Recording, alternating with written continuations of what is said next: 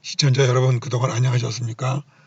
미국도 기나긴 그 겨울 폭풍이 지나가고 이제 조금 따스한 햇볕이 내리쬐고 있습니다. 드디어 오늘 차박 전기 채널 개설을 하게 되었습니다.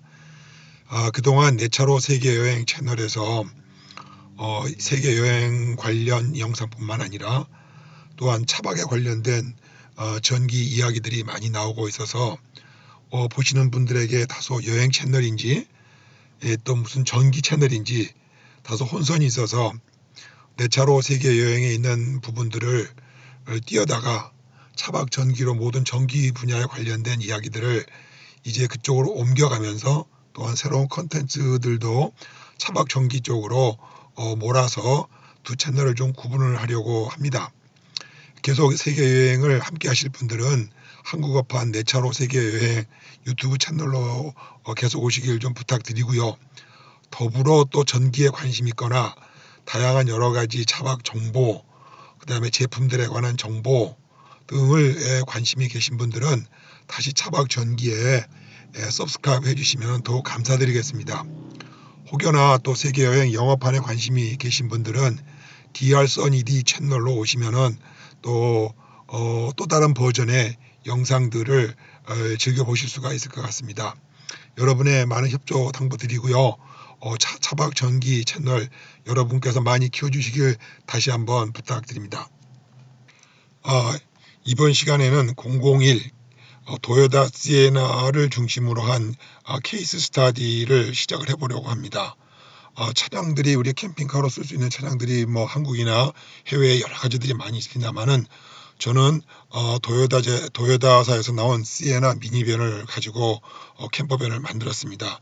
이 향후 이제 진행될 내용들은 실제로 만들어진 이 차량을 중심으로 해서 이야기를 드리려고 합니다. 여러분께서도 이 얘기에 견주어서 여러분들이 꿈꾸거나 또는 만드시고 있으시거나 또는 앞으로 캠퍼밴을 계획하고 계시는 분들에게 견주어서 어떤 스펙이나 내용들이 여러분들에게 도움이 되기를 기대해 마지 않습니다. 향후 진행될 영상의 내용들을 일단 훑어보면요. 일단 전체적으로 우리가 어떤 장비들을 차량에 집어야 될 건지에 대한 자기 소요에 대한 내용과 그리고 장비가 결정이 되게 되면은 어떤 형태로 우리가 전기 배선과 블락들을 구성해야 되는지 그리고 그것들이 이제 설치가 들어가게 되면은 그 장비들에 대한 배선 문제들 또 그리고 사용되고 있는 전기량의 측정들 그리고 어떻게 또 우리가 계속 지속적으로 사용하면서 모니터링을 해야 되는지 등등에 대한 것들 또 이러한 전기들을 집어넣게 됐을 때 어떠한 배터리들이나 이런 것들이 또 경비가 얼마나 드는지에 대한 문제들 또 그리고 배터리가 있으면 또 배터리에 전기를 공급을 해야 되는데 거기에 대한 여러 가지 얼터네이터나 또한 그 솔라 시스템들이라든지 또는 이제 한국 한전 전기라고 그러나요? 한전 전기라든지 등등 여러 가지 이제 어떻게 파워를 공급해야 되는지에 대한 문제들 그리고 우리가 이제 배터리에 대한 보다 깊은 그 이해 어떻게 관리를 잘해서 배터리를 갖고서 3년, 5년, 15년까지 우리가 쭉 쓸 수 있는지에 대한 문제들 그리고 그거를 만족시키기 위한 여러 가지 주행 충전기라든지 또 그다음에 우리가 그 인버터라든지 등등 관련되어 있는 대충 알아서도 굉장히 중요하지만 세부적으로 조금 더 업그레이드된 지식을 갖고 보시게 되면은 여러분들이 이 설치한 장비들을 오래 사용할 수 있고 또 운행 중에 사고 없이 또 말썽 없이 오래 사용할 수 있을 것 같습니다. 현재 제가 11번까지 리스팅을 했습니다만은 리스팅은 좀 바뀔 수도 있고요. 또 제 생각 같아서는 시간이 너무 길어지면은 좀 이렇게 티어다운이라고 하나 이렇게 좀 쪼개가지고 영상을 좀 만들 수도 있고 해서 내용은 아마 제가 보기에는 여기 게시되어 있는 것보다도 훨씬 더 많은 부분들이 계속 진행이 될 것 같습니다. 또 중간중간에 너무 지루하면은 해외에서 나와 있는 새로운 차박 캠핑 제품들에 대한 또 소개도 좀 전기 제품들을 위주로 해서 한번 소개도 좀 진행을 하겠습니다만은 기초적으로 여러분들이 제로 베이스에서 시작을 해서 혼자 손으로 차박 캠핑카를 설계를 하고 전기를 집어열 수 있을 정도까지 제가 가급적이면 꼼꼼하고 좀 지루하시겠습니다만은 저도 정리하는 느낌에서 영상을 세부적으로 깔끔하게 만들어 가도록 하겠습니다. 제가 하고자 하는 것들은 어떤 그 이론에 근거를 해서 가급적이면 객관적인 사실들과 자료들, 공학적인 지식들, 화학적인 지식들을 총동원해서 여러분들에게 납득시키고 그걸 또 주지시켜서 실수 없이 가감 없이 어떤 업체의 어떤 뭐 그런 것들에 관련됨 없이 제 개인적인 어떤 알고 있는 지식과 경험들을 여러분들에게 쏟아서 담아내려고 합니다. 앞으로 같이 함께 쭉 진행될 영상들을 함께 같이 즐기시면서 또 많은 댓글을 남겨주시길 기대에 마지 않습니다. 먼저 이제 한국에 계시는 구독자 여러분들을 이해를 돕기 위해서 제가 끌고 온 게 그랜드 스타렉스 캠핑카로 많이 쓰고 있는 이 차종을 갖고 왔습니다. 아마 크기도 비슷하고 재원도 비슷해서 제가 갖고 왔습니다. 제가 사용하고 있는 차량은 왼쪽에 있는 거고요. 오른쪽에가 그랜드 스타렉스입니다. 길이는 제 차가 약간 길고 차폭도 약간 한 15cm 정도 좀 넓어요. 근데 높이는 스타렉스가 좀 훨씬 높네요. 15cm 정도 넓으니까 전반적으로 실내 공간은 좀 비슷할 것 같아요. 프론트 휠과 리어 휠, 그러니까 축간의 축간 거리는 이 그랜드 스타렉스가 한 15cm 정도 더 길기 때문에 제 느낌으로는 그랜드 스타렉스가 한 5%에서 10% 정도 차량 공간이 좀 더 많을 것 같습니다. 엔진을 보게 되면은 시에나가 약 한 1000cc 정도 많이 나오고요. 출력도 거의 한 배 이상 많이 나오네요. 그리고 이제 사용하고 있는 기름은 하나는 휘발유고 하나는 경유입니다. 연비로 봐서도 시에나가 약 한 10% 정도 조금 더 우위에 있고요. 우리가 이번에 이제 가장 신경 써야 될 부분이 얼터네이터입니다. 얼터네이터는 시에나에 150A 얼터네이터가 붙어 있고요. 그리고 그랜드 스타렉스에는 100A가 설치되어 있는 걸로 보입니다. 우리가 이제 전기 제품을 다뤄야 되기 때문에 이 얼터네이터가 상당히 이제 중요한 이 얘기가 될 거고 나중에 계속 그 이유를 설명해 드리도록 하겠습니다. 어느 정도 이제 어떤 규모의 차량인지 이제 이해가 갔을 것으로 짐작을 하고요. 먼저 이 시에나를 사게 된 여러 가지 이제 동기부여가 있었을 것입니다. 제가 꿈꾸고 있는 차박은 흔히 우리가 하는 뭐 2박 3일 주말에 차박을 하는 것이 아니고 이 차량을 가지고 약 한 13년에서 15년 정도 세계 여행을 육상으로 하기 위해서 기획된 차량입니다. 어떤 부분에서는 조금 과할 수도 있고요. 여러분들에게 맞지 않은 부분도 있을 수도 있습니다. 하지만 이 차량의 설계 목표는 처음 새 차를 사서 이제 폐차를 될 때까지 계속 차박으로 운영될 목표로 만든 차량입니다. 제가 이 차량의 최대 거의 이 도요타 시에나의 세계 기록이 약 한 70만 킬로미터 정도 달리고서 폐차된 경우가 세계 기록으로 나와 있더라고요. 제 생각으로는 약 한 80만 킬로 정도까지 조심조심 타가지고 약 한 3번 정도 차량을 바꿔 끼면은 한 15년 정도 한 5년에 한 번 정도는 가야 될 것 같아요. 되지 않겠나 이런 생각이 듭니다. 이 차량의 내부에는 우리가 보통 아파트에 보면은 문을 열고 들어가면 거실이 있고 또 주방이 있고 침실이 있고 화장실이 있죠. 이 차 안에도 취사 시설이 되어 있고요.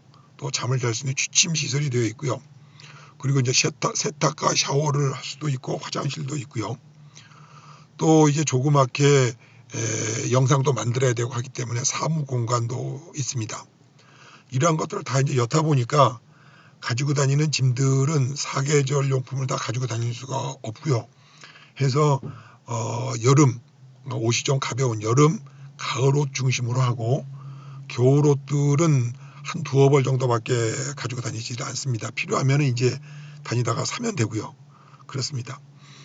그리고 현재 이 차량에는 평탄화 작업이나 여바 실내 작업을 위해서 앞에 운전석과 조수석 이외에 모든 것들은 다 뜯어내고 2열, 3열 의자들은 다 철거돼서 버린 상태입니다. 그래서 모든 설비들이 영구 매립형으로 진행이 된 차량입니다.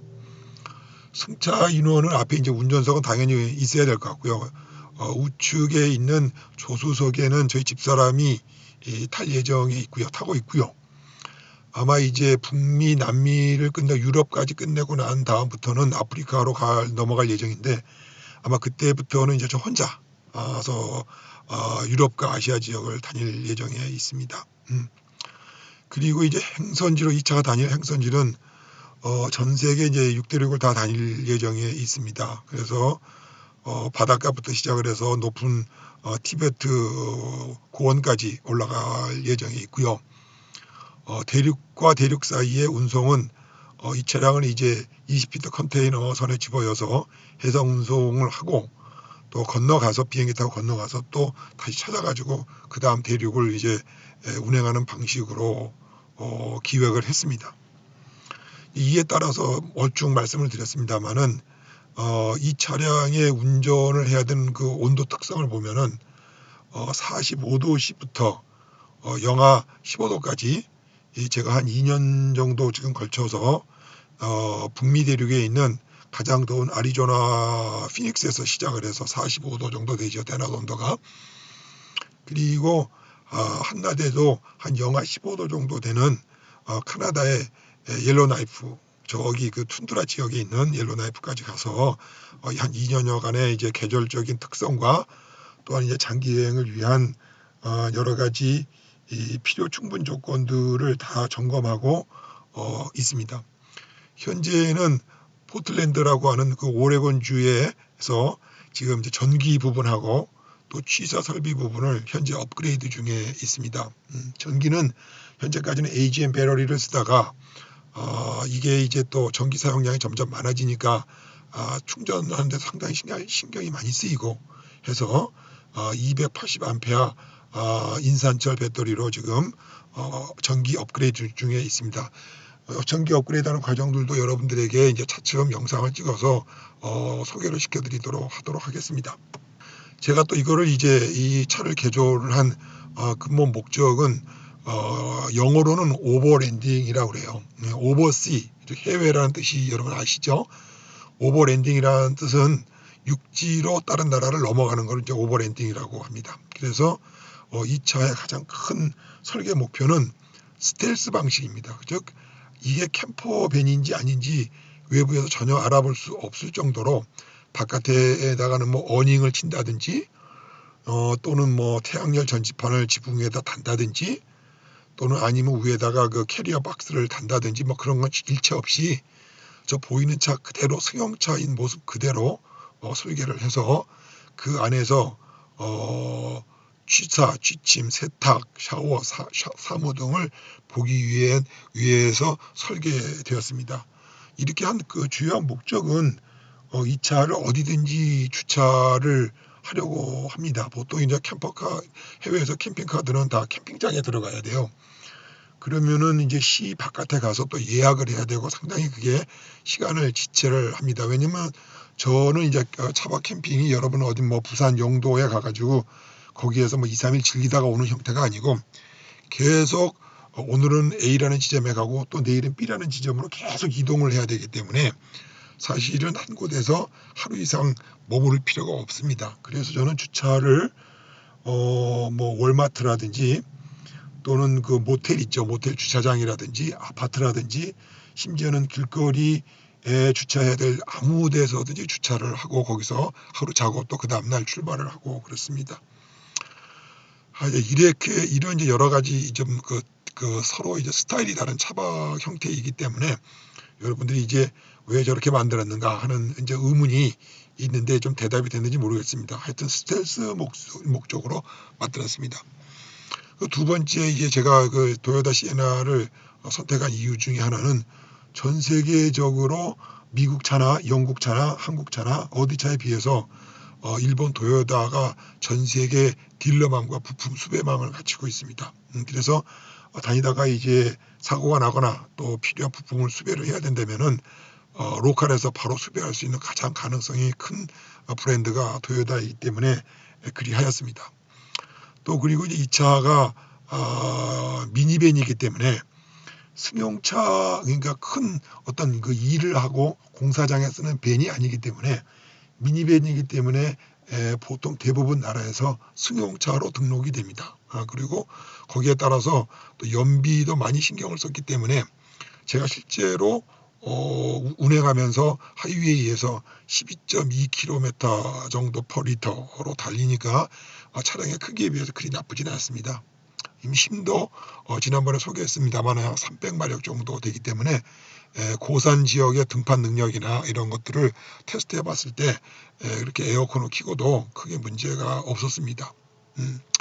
그리고 이제 사용 연료도 디젤을 하게 되면은 뭐 아프리카나 이런 데 좀 외지에서는 디젤 연료 구하기가 쉽지가 않아서 휘발유 차로 사용하게 되었고요.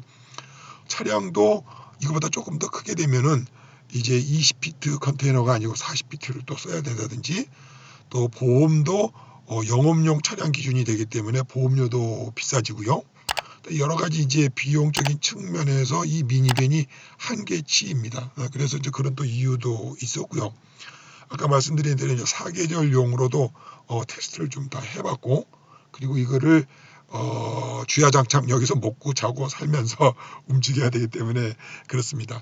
가장 큰 이 차의 그 흠결 사항이라고 하는 건 뭐냐면은 이 차가 땅바닥부터 이 타이어 높이가 좀 낮습니다. 그래서 좀 돌멩이가 많은 길이라든지 오프로드에서는 상당히 조금 조심스럽게 운전을 좀 해야 되고, 전륜 사륜이 아니고 저 전륜 구동이기 때문에